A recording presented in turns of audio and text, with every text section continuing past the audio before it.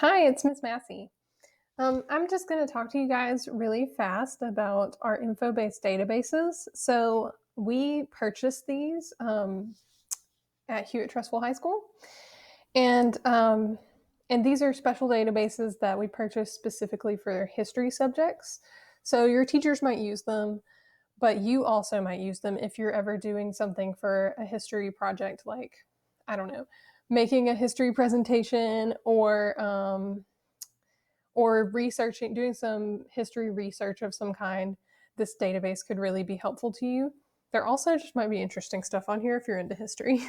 um, so one thing I wanted to show you is that these are really easy to keyword search. So one of the first things that you probably talk about in history is the Columbian Exchange. So that's what I'm going to look for. And it just pops up right here. So I'm going to click on that.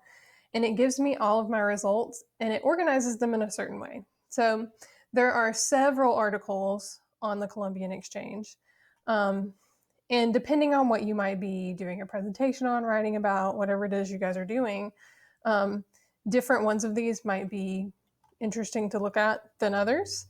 Um, and it could be anything from an entry in an encyclopedia to a chapter in a book. And usually for the book chapters, you can look at the whole book as well. So it looks like a lot of these are encyclopedia entries, but there are a couple of book chapters and a biography or two in here. And there's multiple pages. And also, you can choose primary sources. So if you're doing a presentation of some kind, this might be really helpful. Certain events are going to have images and videos that are primary sources, but they also might have something like this. Like the Columbian Exchange is really old, so the best we have is like proclamations, pamphlets, that kind of stuff. So that's what the primary sources are going to be. Um, and then this image shows you a map of how the Columbian Exchange worked. So those are the kinds of things you're going to get. Depending on what you're looking for, you might also get videos, timelines, and news about those issues. This one is a little too old for those things, but some of the other topics might have those. So one of the other things you can do in here is browse by, they have these things called topic centers. So here are all the wars. It'll have American wars right here. Daily life in America, depending on when. So like if you're talking about the Gilded Age in history, but also I believe you talk about that in English as well. There's some daily life information there. It'll have decades.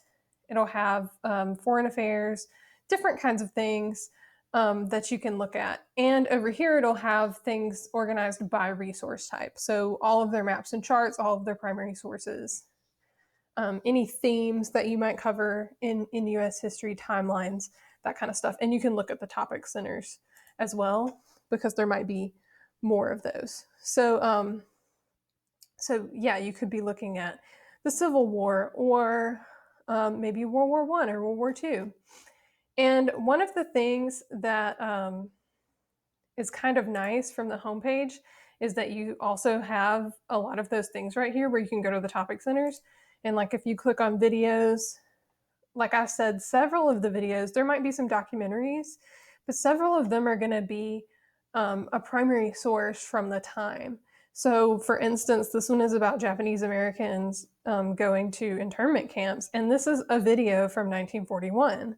So that would be a primary source and a video, and it would be, that would probably be more interesting to look at in a presentation than just pictures or something you've drawn or put on a poster. So I just wanted to show you guys kind of how this database works. There is an American history one. And then if you click on more info-based resources, because I'm signed in, oh no, it pulled me out. More history resources, that's what you click on. When you click on more history resources, we also have modern world history for our ninth grade students. So you can also look at world history, the more modern world history, and it's organized exactly the same way. So like the browsing section is the same. You can search by keyword pretty much. They do have some advanced search options.